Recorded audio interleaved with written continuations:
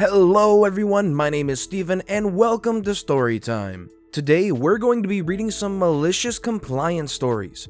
Tales where following the rules can lead to some just desserts. And let me just say, if you're not already subscribed to Storytime, please consider doing so. But with that being said, let's sit back, relax, and listen to some captivating Reddit stories. No paid overtime, you say? Okay. This story happened in the late 90s when I got my truck driver's license. I was about 32 years old at that time. The world wasn't as digital back then as it is now, and we had to use paper drive or rest diagram discs that we filled out with our names, dates, number plate for the truck, and how many kilometers it had run before we started our day. The disc was then inserted under the speedometer. This was important because if we were pulled over by the police or road authorities, they could check if we have had our required resting period and didn't drive too many hours, which could be dangerous if we got tired and fell asleep behind the wheel. The law states that you can drive 4.5 hours straight, but then you need to take a 45-minute break before you can drive for another 4.5 hours. After the second 4.5 hours, you were not allowed to drive any more that day and had to take a break till the next day or at least 11 hours. There are some exclusions to that law, but I won't go into that because it's irrelevant to the story. What's relevant though is that when you are on your break, you are not allowed to do any kind of work at all, you just have to rest. There was a little knob on the speedometer that you could switch from driving to other work. This is included into the 4.5 hours of driving, or to break/rest. If you were driving from A to B in 4 hours, switch to other work and loaded or unloaded or whatever you had to do for 30 minutes, then you had to take a break for 45 minutes. You get the picture. I hadn't been working for a few years due to some major damages I got from an accident when I was hit by a car when I was riding a small motorcycle myself, and I used the time to recover from it. Took the opportunity to get the truck driver's license and thought I'd try to get work again and started applying for jobs. This was the background, now my story starts. I got a job at a small delivery company that had 6 to 7 trucks and we were all driving our own assigned routes.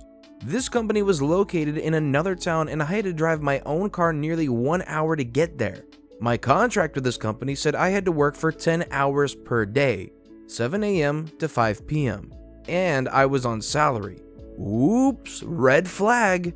Remember the 9-hour per day rule? I was told by my boss not to put in my paper disc under the speedometer before I actually left the loading dock. That way we could bend the rules. Second red flag, he also told me that as I had so many stops per day, I didn't need the 45 minutes break to get my rest time, as the times I was out loading and unloading the goods probably would be more than 45 minutes per day. Third red flag. Well, I needed the job to get myself into a routine again after being away from the working life for several years, so I gave it a go. They delivered and picked up goods that were going across those routes and shared the goods amongst the drivers on their own loading dock and goods station. Let's say truck A came in with a pallet that was going on truck D's route. Then truck A left it on the loading dock at the end of the day, and then the driver of truck D loaded it into truck D and delivered it the next day. Quite effective. I was told that I would have 3 days of training with the driver that had the route I was assigned for before he was leaving the company for another job. This was for me to get to know the route and some customers before I started. My trainer left after day 1, then I was on my own. Fourth red flag. This was before everyone had GPS, and there I was, a truck driver with a fresh driver's license who hadn't been working for years, driving on roads I didn't know at all. Needless to say that I used longer time on everything because of that, but at least I made it through the days. The boss was a fat blimp, 10 years younger than me, and was given this position because his father knew people. All the rest of the drivers were his age and he tried to befriend them all. Once a month on a Saturday, he set up a mandatory company meeting that took place in the office, and we didn't do nothing other than eating pizza and talking poop. This was the boss's way to show that he was a good boss and took care of his employees by feeding them pizza. Mind you, I had to drive 1 hour to get there and 1 hour to get back home for this unpaid meeting with free pizza and poop talking. I was the only employee that lived out of town, and he didn't see that I lost both family time and money by attending to these meetings. In his own words, we had to socialize, and since we didn't have the time to do it on our work days, we had to do it on a Saturday. Hooray! Thanks for the free pizza, boss. and thanks for ruining my day off. To explain how good this boss was, I have to tell a story about when I was supposed to pick up an industrial metal door from the factory. They forgot to grind one of the edges to smooth it, and when I was lifting it, the metal cut through my glove and into my fingers and made me bleed pretty bad. I loaded the door onto the truck and secured it, then I got a new unused glove to put on my bleeding hand before I drove to the hospital and parked at the side. I went into the emergency entrance where the ambulances were, found a woman dressed in white and asked if I could get some help. She asked me what I needed help to, and then I pulled my glove off by its fingertips. Incredible how much blood there is being pumped through there. When I pulled the glove off to show her, there was a pool of blood on the floor. I was stitched up and got a tetanus shot and was told to sit on a chair for 30 minutes to see if there were any complications or reactions from the shot. After said 30 minutes, I was allowed to drive the truck back to the company but got discharged from work for 4 days so the wound could heal. When I was called into the office, my boss was ticked off because he didn't need accidents in his reports. If you injure yourself at work here, it is supposed to be reported to the Labor Inspection Service, but I guess he forgot, as it's a lot of papers to fill in, and if you are inspected and found wrong, it will hit the company hard. Wound healed and I'm back at work. One day, I got a phone call at 3 p.m. and was told I had to go to a way out of route and to another shipping company to pick up a few pallets of something that they had failed to deliver to a factory. Now, that factory had to shut down their production because of it. The factory couldn't produce whatever they did due to the lack of feed. I was told by my boss that we, the company that I worked for, would be paid generously as this was an after-hour emergency, blah blah blah, and that we would get good rates and more to do. I did what I was told. I knew I was breaking the law, but my company would probably pay the fines if I was pulled over by the police for anything, and drove the fastest I could to get the factory their goods. They were very happy with what I did, and if they had had a red carpet, I'm pretty sure they would have rolled it out for me when I arrived. I drove from the factory and to my company's loading dock where I parked the truck for the night. It was now 9 p.m. Next day, the boss slapped me on my back and told me I did a good job. And I thought so myself as well, even with too many hours behind the wheel. I was on salary, remember? Even though I still have to turn in my timesheets every week, telling when I started work and when I finished each day. We did this manually and I wrote down my overtime. To my surprise, I didn't get more than usual when we were paid, and I went into the office and questioned my boss about it. The answer I got was, "You are on salary, you don't get paid overtime." When I told them that this wasn't fair as the company clearly had made a load of money on me driving for them, my boss shrugged and said that I needed to see that I had to stretch myself a little as this was a small company and they needed the money. I was ticked. I went out of the office and slammed the door so hard that I heard the pictures that were hanging on the plaster wall fell down. I got a write-up for that one. Now the malicious compliance. I started putting in the paper disc drive/rest that I told you about in the beginning of the story exactly at 7 p.m. and turned the knob to other work. Then I worked for exactly 4.5 hours and had my 45 minutes break. I stopped my usual delivering and pickups exactly 3 p.m. after that and started driving to our company's loading dock. A truck can only drive as fast as 80 kilometers per hour. If you go over, then you are speeding according to the law. This was well calculated. From where I was usually located at 3 p.m., it would take me about 1.5 hours to get home, and then I had 30 minutes to unload the truck and get all the goods in it where it was supposed to be in our depot. After these 30 minutes, the clock was at 5 p.m. and I was off for the day as I didn't get paid for more than that.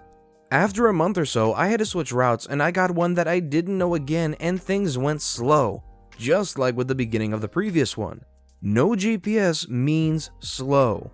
I continued to do the same and ended my day at 5 p.m. every single day.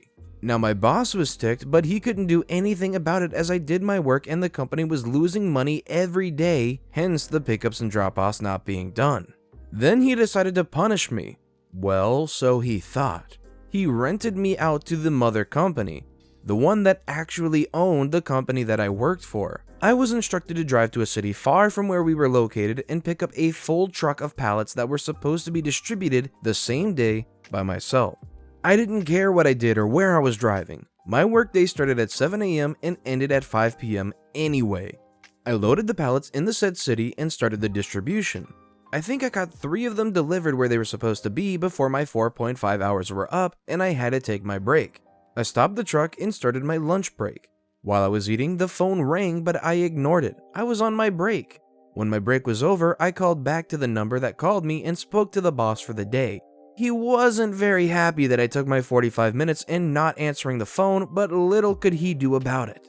He just wanted to know where in the world I was, and he wasn't getting happier when I told him that I only had delivered 3 pallets till now. The day went on like normal. I delivered most of what I was supposed to, but I had 4 pallets left in my truck when it was time to start driving back to the company. I called the boss of the day and told him that everything went fine and that I only had 4 pallets left on the truck. He replied that he was glad that it went fine and that delivering those 4 pallets would be no problem, as the places that were waiting for them didn't close their doors before 8 p.m. and that was 5 hours ahead. I replied with a grin on my face. That might be, but I'm not paid after 5 p.m. so I can't do it. In fact, at 8 p.m. I'm probably sitting in my sofa with my legs up watching TV. You see, I can't afford to stretch that far. I have a family and I need the money. I left my notice of resignation the day after that and started working as a forklift driver in a goods hub that I used to visit on my first route after that. I became friends with the workers there when I used to drive that route and I was there every day delivering or picking up. They called and asked me if I needed a career change, and of course I said yes. I got much better pay and I clocked out when I was supposed to. The best thing about this was, after a few months working in that hub, my old boss came in with a small truck. He lost his job as boss and now he had to be a driver himself. He didn't have a license to drive the heavier trucks, so he was stuck with a small one that was absolute poop to drive as it was underpowered. He came to me with papers that showed that he was to pick up an industrial double steel door, a really heavy one. I dropped it off in front of him and told him, there you go. Then I left him to struggle with it alone. I hope he didn't cut himself. Oh, how the mighty has fallen. Sitting at the very tip of the top perch at the comfy boss manager type job, and then falling all the way down to a lowly truck driver. When you offer pay with exact hours, you gotta be a man of your word and deliver on that. Major props to OP for sticking through with this one and complying to the listed hours. And even more so on landing on his own 2 feet with a even nicer forklift job. Science teacher has a swear jar. I took a biology class my sophomore year in high school and my teacher was pretty cool. She was laid back, funny, and didn't have your typical teacher vibe. She had set up a curse jar in the room and the funds were used to pay for supplies. 25 cents if you swore, but $1 if you dropped an F-bomb. One day, we were doing some group work in tables, the ones with the Bunsen burner and the sink in the middle. Behind me was a kid that was particularly annoying and pretty talkative. Patrick was probably the type of kid who later went on to cure cancer or create Minecraft. Smart kid, but he was basically a 17-year-old Martin from The Simpsons. Anywho, we were all trying to do our work and Patrick is getting on my nerves. He keeps making loud, bad jokes and poking his head in on our project, telling us what we were doing wrong. I asked him twice to just worry about his own table, but the third time I lost it. I walked up to the front of the class, pulled out my wallet, grabbed $1 and put it on the teacher's desk, turned around and said quite loudly, "Patrick, shut the freak up." I walked back to my table and sat down. The entire class was silent and was staring at me and the teacher. She looked down at the dollar bill on her desk and started laughing out loud. The rest of the class joined in and Patrick shrunk into his seat.